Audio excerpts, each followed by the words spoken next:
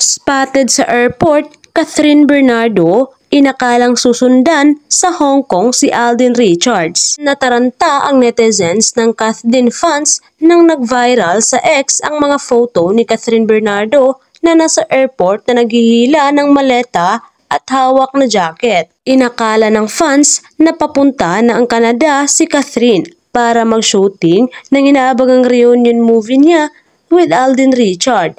Ang iba naman ay nakalang susundan si Catherine sa Hong Kong, si Alden na nag-shooting na roon sa Hello Love Again. Pero mali nga ang ilang netizens dahil para sa isang endorsement ng aktres kaya nasa airport siya sa eksenang iyon. Sa eksenang iyon, endorsement shoot ni Kath at hindi para sa pelikula.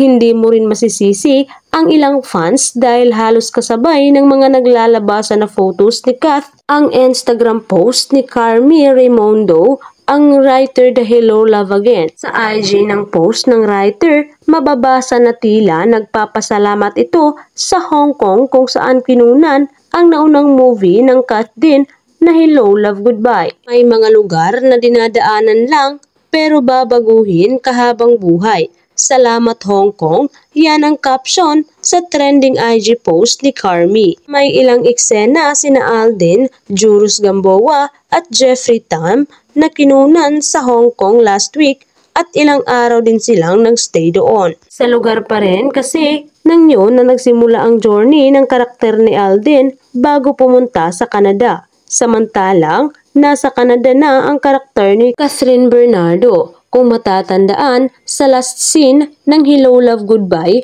umalis na ng Hong Kong si Joy, ang papel na ginampanan ng aktres. Trending din sa IG post na ito ni Carmi, kaya mas lalong naging masaya ang fans dahil matapos na raw ang shooting ng Hello Love Again sa Hong Kong at ready na ang production sa next location nila, ang Canada.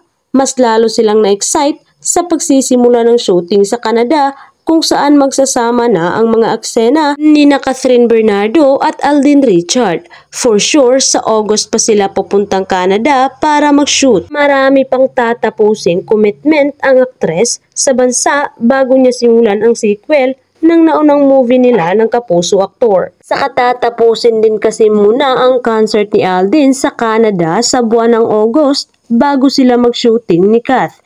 Anyway, sa sobrang excitement ng fans, ngayon pa lang ay may nakakabasa na ring black screening sa opening day ng Hello Love Again on November 13, 2024. Nangangamoy another phenomenal box office hit for Kath din ang pelikulang ito. Sana nga para makabangon ulit ang local movie industry, Uji Rodriguez.